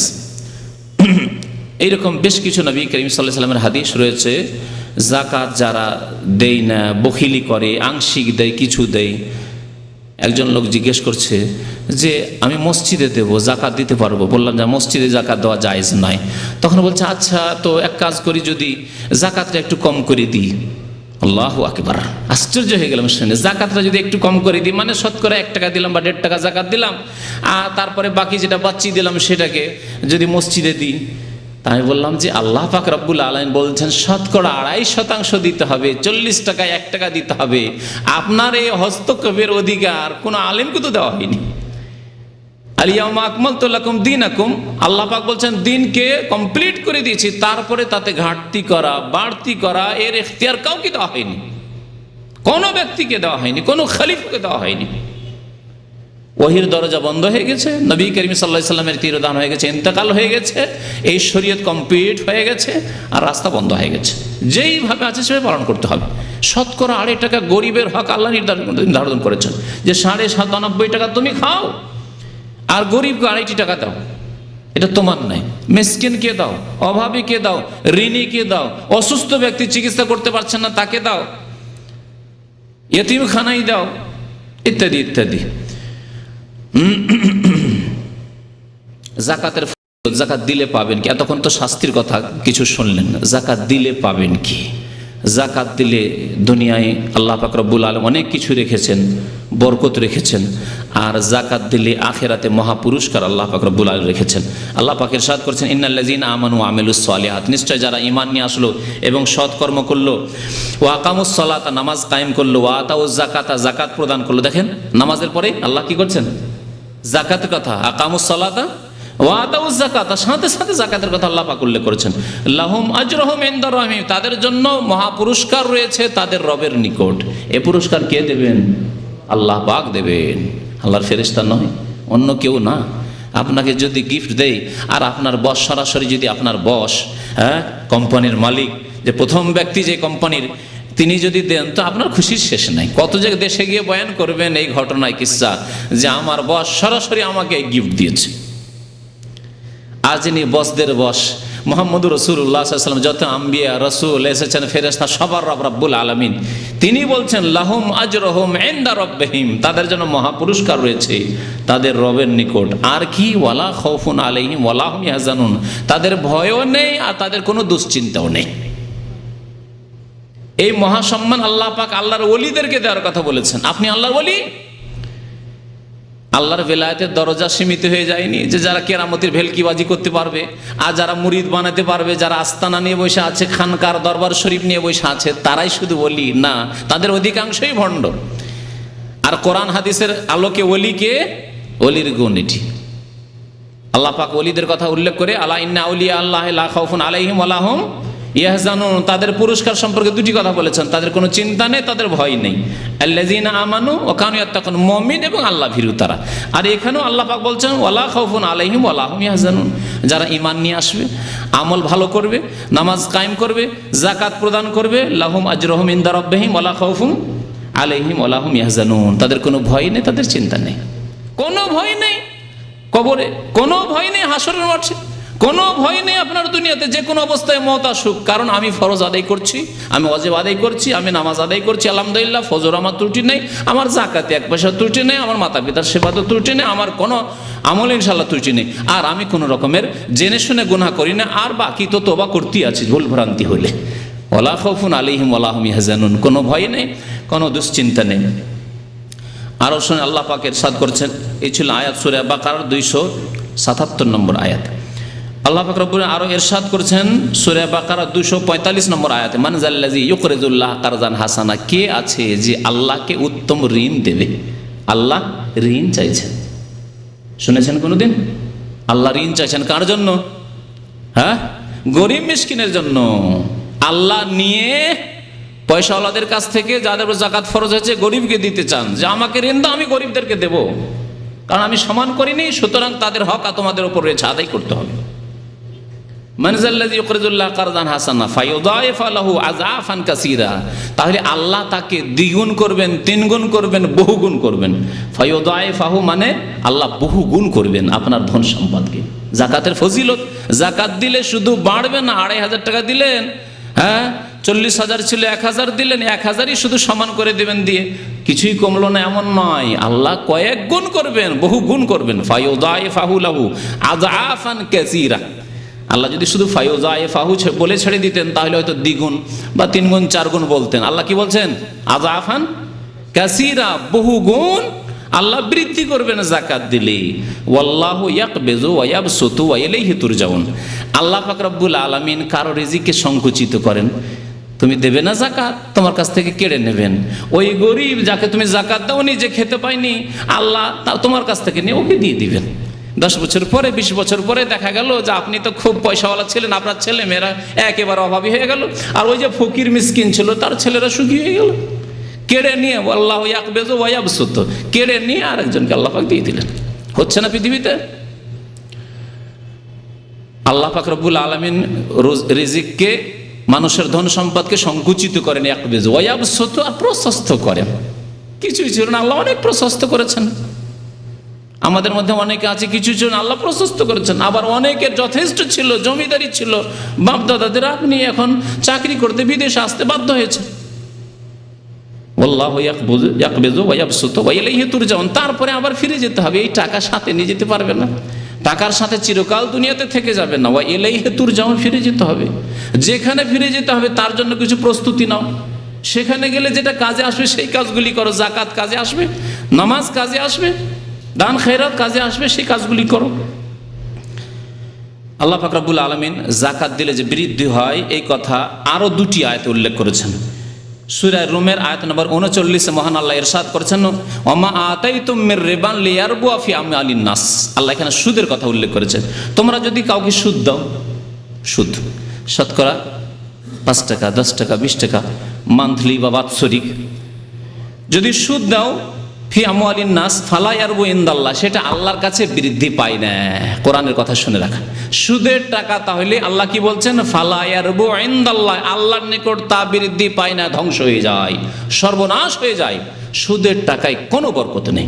অনেক জমি জায়গা আপনার বাপদাদারা কিনে গেছে, জমিদাররা কিনে গেছে, সব শেষ হয়ে গেছে। সুদ খাবেন আপনি, সুদের ওপর টাকা নিয়ে আপনি বিদেশে আসবেন, আর অনেক টাকায় আয় উপার্জন করে গেলেন, মনে করলেন যে অনেক কিছুই করে নেব, কিছুই করতে পারবেন না ইনশাআল্লাহ তাআলা, কারণ কোরআনের কথা। এই আকাঙ্ক্ষা আপনার জন্য করি না, কিন্তু আল্লাহ পাকের কথা চিরসত্য। ফালা ইয়ারবু ইনদাল্লাহ, কোনোদিন বৃদ্ধি পাবে না সুদের ওপর দিয়ে যে টাকা বৃদ্ধি পাবে। সে সুদ, আপনি সুদখোর হন মানে সুদ নিজে খান, অথবা সুদের ওপর টাকা নিয়ে বিদেশে এসেছেন, মনে করছেন যে কি করব, বিদেশ আসতে হবে, তাই সুদের ওপর বন্ধকে জমি রেখে আপনি বিদেশে এসেছেন। ফালা ইয়ারবু ইনদাল্লাহ, এই টাকায় কোনো বরকত হবে না। তারপরে শুনেন, ওমা আতাইতু মিন যাকাতিন, আর যে জাকাত দেবে, যে পয়সাগুলি জাকাতে দেবে, শুনে রাখো আল্লাহ পাক বলছেন তুরিদুনা ওয়াজহাল্লাহ, আর যদি উদ্দেশ্য থাকে আল্লাহর সন্তুষ্টি, ফাউলাইকা হুমুল মুযআফুন, তো আল্লাহ পাক রব্বুল আলামিন তাদের বহুগুণ বৃদ্ধি করবেন। জাকাত যারা দেয় তাদের ধন সম্পদ আল্লাহ পাক কি করবেন? মুযআফুন, বহুগুণ বৃদ্ধি করবেন। আল্লাহু আকবার। তাহলে জাকাত দিলে ধন সম্পদ বাড়ে, আর সুদ খেলে, সুদের ওপর সুদ দিলে বা নিলে ধ্বংস হয়, সর্বনাশ হয়। আল্লাহ পাক আরো ইরশাদ করেছেন সূরা বাকার আয়াত নম্বর 276, ইয়ামহাকুল্লাহুর রিবা ওয়া ইউরবিস সাদাকাত, আল্লাহ পাক সুদের বরকতকে নিশ্চিহ্ন করে দেন। সুদের টাকাকে আল্লাহ রাখেন না, নিশ্চিহ্ন করে দেন। বড় বড় রোগ আসবে, বালা মুসিবত আসবে, অস্ত্র পাচার করতে হবে, অপারেশন করতে হবে, চুরি হবে, ডাকাতি হবে, ছিনতাই হবে, কিডন্যাপ হবে, কত রকম কি হবে, দিয়ে ধ্বংস হয়ে যাবে। কোথাও গিয়ে জালিয়াতে পড়ে যাবেন, জমি জায়গা কিনলেন আর মস্তানের আছে বেইমানি করে নিল, অথবা জালিয়াতে পড়ে গেলেন, কিছুই পেলেন না। এরকম বহু ঘটনা ঘটছে। আপনাদেরকে শুধু বিশ্বাস করানোর জন্য বলছি যে আমাদের এক ভালো দিনদার ভাই এরকম মুসিবতে পড়েছে। ঢাকায় এক জমি কিনেছে, 12 লক্ষ টাকা দিয়ে দিয়েছে, জমির কিছুই পায়নি, 4 আঙ্গুলে জমি পায়নি, 12 লক্ষ টাকা দিয়ে দিয়েছে। বলছে আর 4 লাখ টাকা দাও তাহলে দেবো, তাও দেবে না, সেটাও নিয়ে যাবে। এই সৌদি আরবে সেই ভাই আছে যার সাথে সরাসরি আমার কথা হয়েছে। তো আল্লাহ পাক রব্বুল আলামিন এইভাবে যদি সুদের সংমিশ্রণ থাকে, ঘুষের সংমিশ্রণ থাকে, হারাম খেয়ে থাকেন, জাকাত না দেন, তাহলে এইভাবে ধন সম্পদ ধ্বংস হয়ে যাবে। জাকাতের ফজিলত এখন হাদিস থেকে শোনায় নবী করিম সাল্লাল্লাহু আলাইহি ওয়াসাল্লামের এক বেদুইন যাযাবর আরাবি আসছেন, আসার পরে জিজ্ঞাসা, নতুন মুসলমান হয়েছেন, জিজ্ঞেস করছেন রাসূলুল্লাহ সাল্লাল্লাহু আলাইহি ওয়াসাল্লামকে এসে যে দুল্লানি আলা আমালিন ইজা আমিলতুহু দাখালতু জান্নাহ, ইয়া রাসূলুল্লাহ আমাকে এমন কিছু সংক্ষেপে আমল বাতলিয়ে দেন যে আমলগুলি করলে সহজে জান্নাতে চলে যেতে পারো, শর্টকাট জান্নাত, খুব সহজে জান্নাত যেতে চায়। বাংলাদেশের এক পীর তার শর্টকাট তরিকা বাতিয়েছে জান্নাতে যাওয়ার জন্য। হ্যাঁ, যাদের বক্তব্য করেছে আমার ওই তরিকার বক্তব্যে আছে এই কথাগুলি। এইরকম শর্টকাট তরিকা নেই, পীরের তরিকা নেই, তবে আমলের তরিকা, বাস্তব কোরআন হাদিসের তরিকা আছে। এই তরিকা হচ্ছে হাদিসের তরিকা। শোনেন, যে শর্ট সংক্ষেপে খুব সহজে আমি জান্নাতে যেতে চাই, এইরকম রাস্তা বাতলিয়ে দেন। নবী করিম সাল্লাল্লাহু আলাইহি ওয়াসাল্লাম বললেন তা'বুদুল্লাহ ওয়ালা তুশরিক বিহি শাইআ, একমাত্র আল্লাহর ইবাদত বন্দি করবে, আল্লাহর সাথে শিরিক করবে না। খবরদার মাজারে যাবে না। কবরই জিয়ারত করতে হয়, তো গ্রামে তো অনেক কবর আছে, গ্রামের কবর ছেড়ে সিলেটে যেতে হবে, আটরসি যেতে হবে, আর আজমিরে যেতে হবে। কেন, কি গরজ আছে? নিশ্চয় পাওয়ার ধান্দাতে, যে ওখানে গেলে পাওয়া যায়। এই যে শিরকি আকীদা, খবরদার একমাত্র আল্লাহর ইবাদত বন্দি করবে আর আল্লাহর সাথে কাউকে শরীক করবে না। ওয়া তুকিমুস সালাহ, নামাজ কায়েম করবে, শর্টকাট রাস্তা, 5 ওয়াক্ত নামাজ কায়েম করবে। ওয়া তুতিজ যাকাতা ওয়া তুআদ্দিজ যাকাতাল মাফরুজা, ফরজ যাকাত আদায় করবে। নফল না করতে পারো, বেশি দান না করতে পারো, কমের পক্ষে ফরজ যাকাত আদায় করবে। ওয়া তাসুম রমাজান, রমজান মাসের সিয়াম পালন করে রোজা রাখবে।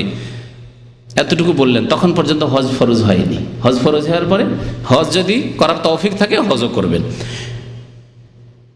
নবী করিম সাল্লাল্লাহু আলাইহি সাল্লাম যখন এই কথা বললেন, ওই ব্যক্তি বেদুইন বলছে ওয়াল্লাযী নাফসি বিয়াদি, সে আল্লাহর কসম করে বলছি যার হাতে আমার প্রাণ রয়েছে, লা আজিদু আলা হাযা ওয়ালা আনকুসু, আমি যা শুনলাম কিঞ্চিত পরিমাণ বাড়াবো না আর কমাবো না। যেইভাবে বললেন ইয়া রাসূলুল্লাহ, 5 ওয়াক্ত নামাজ 5 ওয়াক্ত নামাজ, যাকাত যাকাত দেব, রোজা রোজা রাখবো, আল্লাহর ইবাদত বন্দি করবো আর শিরক করবো না জীবনে।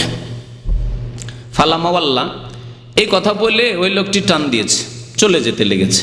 কালান নবী সাল্লাল্লাহু আলাইহি ওয়াসাল্লাম, নবী করিম সাল্লাল্লাহু আলাইহি ওয়াসাল্লাম সাহাবায়ে কেরামদেরকে বললেন, মান সাররাহু আয়ানজুরা ইলা রাজুলিন মিন আহলিল জান্নাতি ফালইয়ানজুর ইলা হাযা, কেউ যদি পছন্দ করে যে জান্নাতি লোক দেখবে, তাহলে এই লোকটিকে দেখে নিক। এই যে যাচ্ছে লোকটি না, বেদুইন, যার কাপড় চোপড় ময়লা হয়ে রয়েছে, যে বকরি চড়ায়, যে উট চড়ায়, কিন্তু এই লোকটি জান্নাতি। জান্নাত শুধু রূপ দিয়ে, চেহারা দিয়ে পাওয়া যায় না। হ্যাঁ, জান্নাত পাওয়া যায় সহি আকীদার ভিত্তিতে, সহি ঈমানের ভিত্তিতে, আর সহি আমল, ভালো আমলের ভিত্তিতে। ইন্নাল্লাযীনা আমানু ওয়া আমিলুস সালিহাত কানাত লাহুম জান্নাতুল ফিরদাউসে নুজুলা। যাকাতের ফজিলত সম্পর্কে আরেকটি হাদিস শোনাই। প্রত্যেক দিন সকালবেলা, নবী সাল্লাল্লাহু আলাইহি ওয়াসাল্লাম হাদিস রয়েছে বুখারী মুসলিমের হাদিসে, মা মিন ইয়াউমিন, যে কোনো দিন, ইউসবিহুল ইবাদু ফিহি, সকাল হলেই ইল্লা মালাকানে ইয়ানজিলান, আকাশ থেকে 2টি আল্লাহর ফেরেশতা নেমে আসে। 2 ফেরেশতা নেমে আসেন, একজন দোয়া করেন, নেক দোয়া করে, একজন বদদোয়া করেন। একজন বলেন আল্লাহুম্মা আত ফায়াকুলু আহাদুহুমা, এক ফেরেশতা বলেন আল্লাহুম্মা আতে মুনফিকান খালাফা, আল্লাহ যারা তোমার রাস্তায় খরচ করে, যাকাত আদায় করে, যারা সাদকা খেরাত করে, দান করে, আল্লাহ তাদেরকে উত্তম প্রতিদান দাও, আল্লাহ তাদের কি দাও, বিকল্প দাও, যা খরচ করলো তার চাইতে বেশি দাও। খালাফ শুধু নেকি নয়, ধন সম্পদ আরো বৃদ্ধি করো। আর আরেক ফেরেশতা বলে ওয়াকুল আখার আল্লাহুম্মা আতে মুমসিকান তালাফা, বখিলের ধন সম্পদকে আল্লাহ তুমি সর্বনাশ করো, ধ্বংস করো। ওয়াতে মুমসিকান তালাফা, তালাফ মানে ধ্বংস করে দাও আল্লাহ।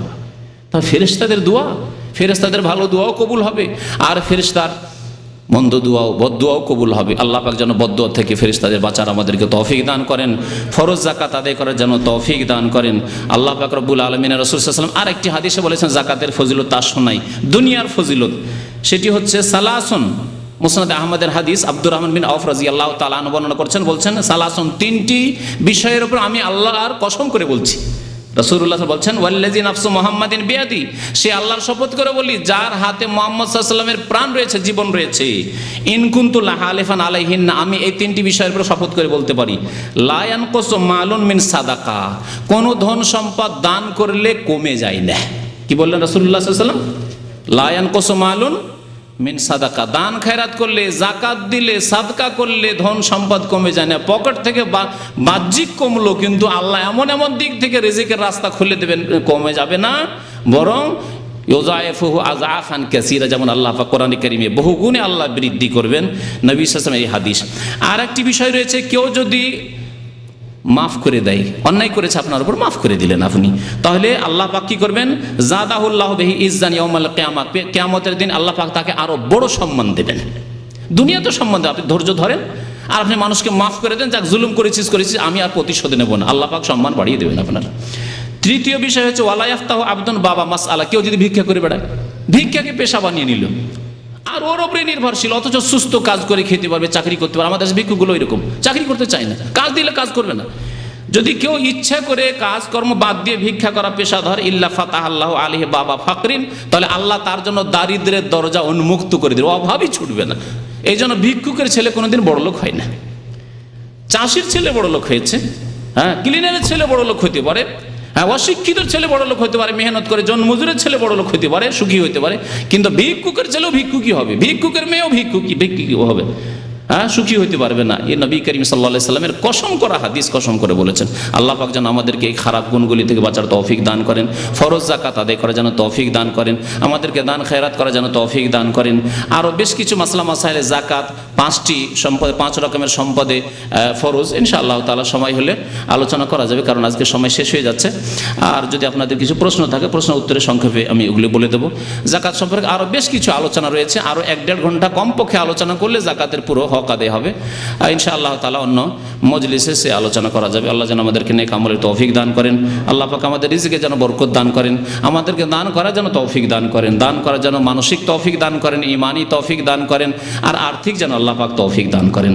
আল্লাহ আমাদেরকে যাকাত যেন আদায় করার জন্য তৌফিক দান করেন। আমিন ইয়া রাব্বাল আলামিন। সাল্লাল্লাহু আলা নবিয়িনা মুহাম্মদ ওয়া আলা আলিহি ওয়া সাহবিহি আজমাইন। এরপরে রমজান মাস চলে আসবে, রমজান মাসে আমাদের এখানে প্রোগ্রাম হবে, কিন্তু একটু লেট করে হবে, 9:30টার পর হবে। 9:30টায় হয়তো তারাবি অনেক জায়গায় শেষ হয়, সুতরাং 9:30টার আগে নয়, 9:30টার পরে আসবেন। 9:30 থেকে 10:45 হয়তো আমরা শুরু করব। 10:45টায় শুরু করলে 11:30 পর্যন্ত 1 ঘন্টা আলোচনা থাকবে। যেসব ভাইদের ডিউটি নেই আসার চেষ্টা করবেন, যেসব ভাইয়েরা ফ্যামিলিওয়ালা আছেন তারাও আসতে পারেন, ফ্যামিলিদের ব্যবস্থা থাকবে ইনশাআল্লাহ তাআলা। আসলে ইনশাআল্লাহ বিষয়ভিত্তিক বেশ কিছু আলোচনা হবে। জি, শুক্রবার জুমার পর প্রোগ্রাম চলতে থাকবে ইনশাআল্লাহ, শুক্রবার জুমার পর প্রোগ্রাম চলতে থাকবে, আর মঙ্গলবারেও এসব পর প্রোগ্রাম চলবে ইনশাআল্লাহ। জি,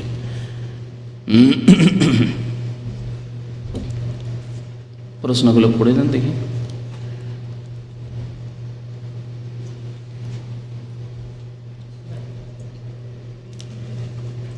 জাকাত সম্পর্কে যে প্রশ্নগুলি আছে সেগুলি প্রথম উত্তর দিই। হ্যাঁ, আপন বোনকে জাকাত দেওয়া যাবে কি না? আপন বোনকে জাকাত দেওয়া যাবে, আবার যাবে না।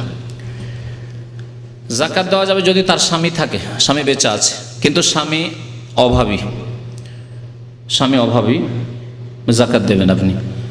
অথবা এরকম যে বোনের বিয়ে শাদী হয়েছে আর অভাবী হয়ে রয়েছে, তখন জাকাত দেবেন। কিন্তু যদি বোন এখনো বিয়ে শাদী হয়নি, আপনার বাড়িতে আছে, আপনার আব্বার বাড়িতে আছে, বিবাহ শাদী হয়নি, বয়স হোক আর কম হোক, নাবালিকা হোক আর সাবালিকা হোক, অথবা বিয়ে হয়েছিল বিধবা হয়ে গেছে, তালাক প্রাপ্ত হয়ে গেছে, আপনার বাড়ি ফিরে এসে, তাহলে সেই ক্ষেত্রে জাকাত ব্যবহার করবেন না, কারণ এই ক্ষেত্রে এর ভরণ পোষণ আপনার উপর ফরজ। দুটি মশলায় পার্থক্য আশা করি বুঝতে পেরেছেন না? পারেননি? যখন আপনার বোনের স্বামী বেঁচে আছে, ভরণ পোষণ কার উপর ফরজ? স্বামীর উপর ফরজ, কিন্তু স্বামী অভাবী, তখন জাকাত দিতে পারবেন, ঠিক আছে? আর যখন স্বামী নেই, হয় বিবাহ হয়নি, অথবা তালাক দিয়ে দিয়েছে, অথবা স্বামী মারা গেছে, তখন বোন কোথায় ফিরে আসবে? বাবার বাড়ি ফিরে আসবে। আব্বা নেই, অথবা আব্বা চালাতে পারছেন না, তখন আপনার বাড়ি ফিরে আসবে, আর আপনি আলহামদুলিল্লাহ তাকে খাওয়াইতে পারবেন। আপনার 5টি ছেলে আছে, যদি 6টি হইতো খাওয়াইতেন না? 3টি মেয়ে আছে, আরেকটি যদি মেয়ে হইতো খাওয়াতেন না? আপনার বোনের ফরজ, ভরণ পোষণ ফরজ, সুতরাং তার ভরণ পোষণ আপনাকে বহন করতে হবে। সেখানে জাকাত দিয়ে কাজ সারলে হবে না। আপনার বাড়িতে আছে অথচ জাকাত দিয়ে কাজ সারবেন না। তবে যদি দেখা যায় যে তার ছেলে মেয়ে আছে আর বেশ কিছু খরচ, যেটা আপনি আপনার যে ইনকাম সেটা দিয়ে চালাতে পারছেন না, কিন্তু জাকাতের একটা অংশ দিলে তাহলে আংশিক জাকাত দিতে পারেন তার ছেলে মেয়েদের জন্য। জি, বলছেন যে জমির ফসলে 2-3 বার বছরে ফসল পাই, হুম। তো সেই ফসলের অর্ধেক ফসল চাষি নেই, অর্ধেক আমরা নিই। জি। এর মানে জাকাতটা কিভাবে দেব?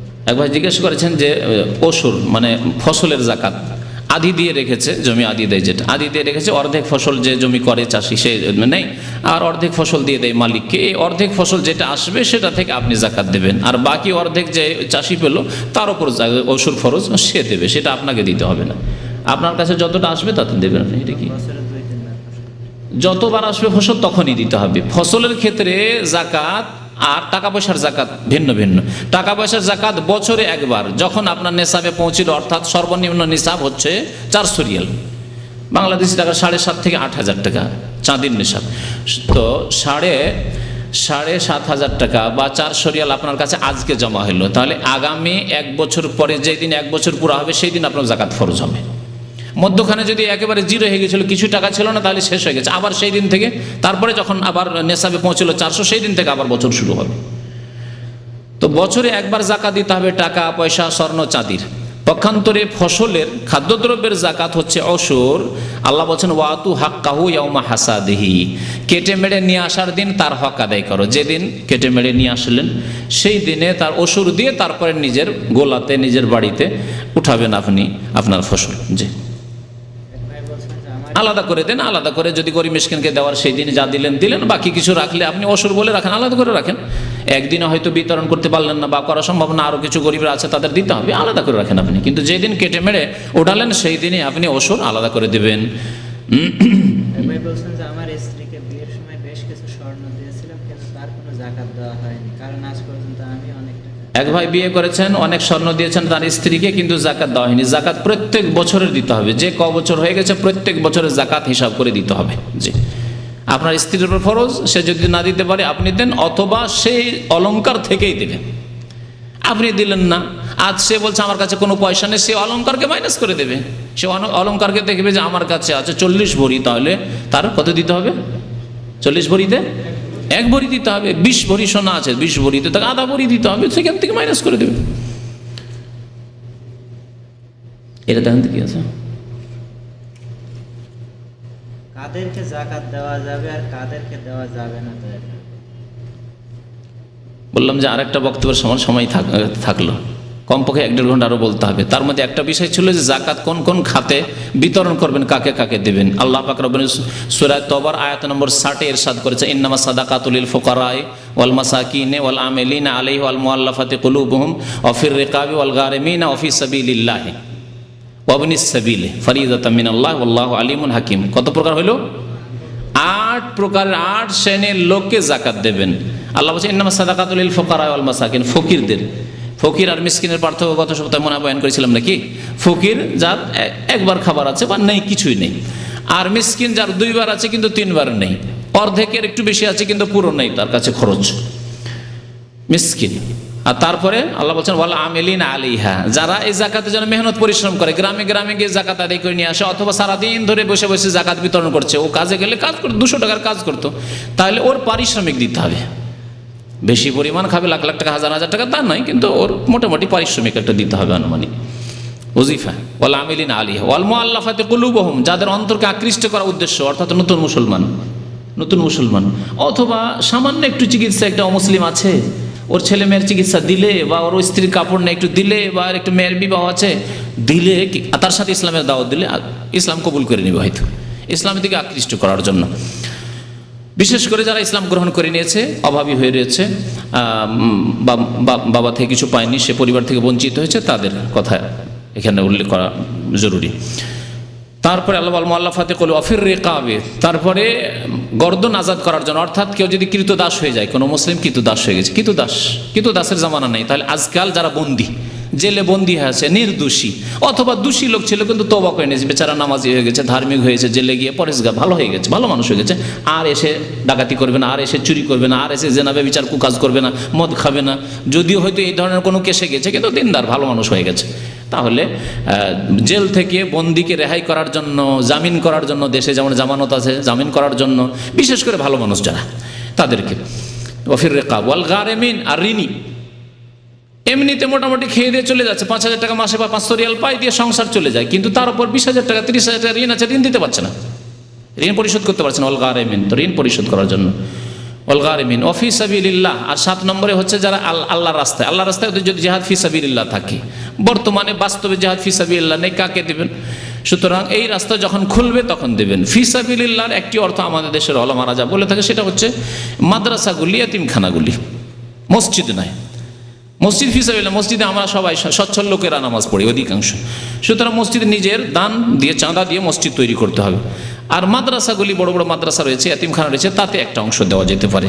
কারণ বাবা একজন ছাত্র, গরিব ছাত্র, তার বাবা ভাবি মানুষ, মাদ্রাসার ছাত্রকে পয়সা দিতে পারে না, পড়াশোনা বন্ধ করে দেওয়ার মতো অবস্থা, তাহলে তাকে দেন, কিতাবের খরচ দিয়ে দেন, তার মাসিক খরচ দিয়ে দেন, ভাতা দিয়ে তুমি পড়ো, মাদ্রাসায় পড়ো, যা খরচ লাগবে দেবো, ফি সাবিলিল্লাহ।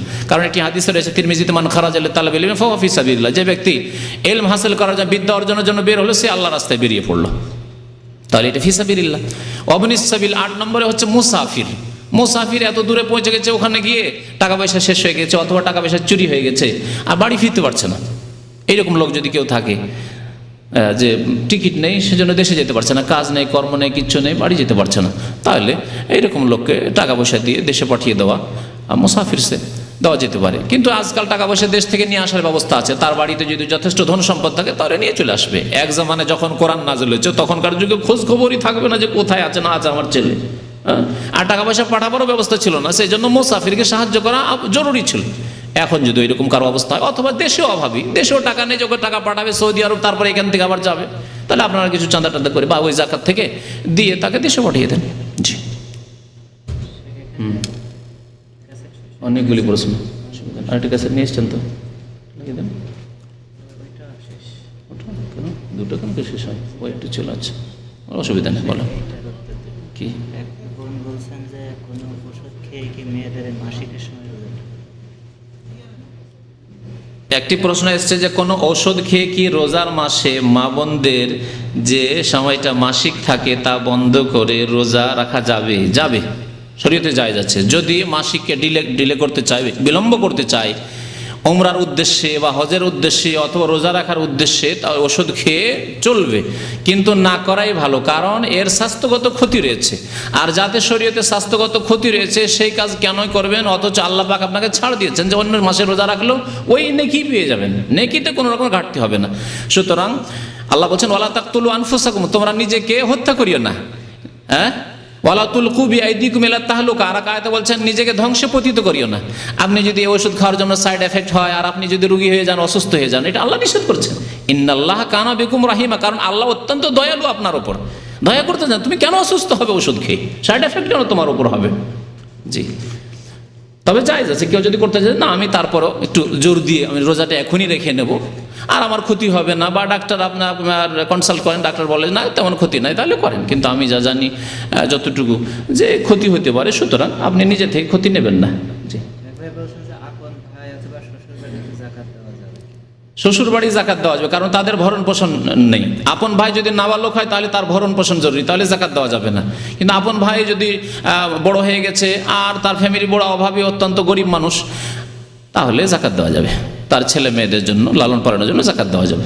জি, গত বছর 2 লক্ষ টাকা ছিল, এই বছর 5। শ্বশুর বাড়ির খাতে মনে রাখবেন অভাবী হইতে হবে, এই 8টি খাতের কোনো একটিতে পড়তে হবে, হয় ফকির হবে, না হয় মিসকিন হবে, না হয় ঋণী হবে ইত্যাদি, অসুস্থ হবে, চিকিৎসার পয়সা নেই ইত্যাদি। গত বছর 2 লক্ষ টাকা ছিল, এই বছর 5 লক্ষ টাকা আছে, 2 লক্ষর জাকাত দিতে হবে না 5 লক্ষ? 5 লক্ষের জাকাত দিতে হবে। 2 লক্ষ টাকার গতবার জাকাত দিয়েছেন 2 লক্ষ ছিল, কিন্তু গত 1 বছরের মধ্যে কখনো 2.5 থেকেছে, 3 থেকেছে, 3.5, 4 করতে করতে 5 হয়ে গেছে। সুতরাং টোটাল যা এই 1 বছর আর 1 বছর পুরো হওয়ার পরে টোটাল যা হলো সম্পূর্ণটা জাকাত দিতে হবে। জি, তার মধ্যে কিছু অংশ 1 মাস আগে হয়তো এসছে, 2 মাস আগে, 3 মাস আগে এসছে, মাসলা ভালো করে বুঝে নেবেন, কিন্তু জাকাত পুরোটারই দিতে হবে। বেনামাজি গরিবকে জাকাত দেওয়া যাবে, বেনামাজি গরিবকে যদি তওবা করাতে পারেন তাহলে জাকাত দেওয়া যাবে। এই শর্তে জাকাত দিচ্ছি কিন্তু তোমাকে নামাজ পড়তে হবে, না হলে দেওয়া যাবে না। নবী সাল্লাল্লাহু আলাইহি ওয়াসাল্লাম বলেছেন তু খাযু মিন আগনিয়াহিম ফাতুরাদ্দু আলা ফুকারা, জাকাত মুসলিম সচ্ছলদের কাছ থেকে না, বিত্তবানদের কাছ থেকে নেওয়া হবে, আর তাদের ফকির মিসকিনকে দেওয়া হবে, তাদের ফকির। আর বেনামাজি সহি হচ্ছে যে মুসলিম থাকে না।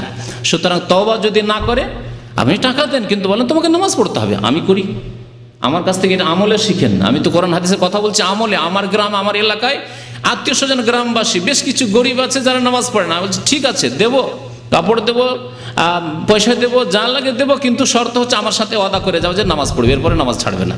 ওয়াদা করে সে মুনাফিক করে আবার আল্লাহর কাছে জবাব দেবে, কারণ আমার দাওয়াত আমি তাকে পৌঁছে দিয়েছি, আর আমার দান দিয়েছি তাকে মুসলিম করে তওবা করিয়ে নেওয়ার পরে।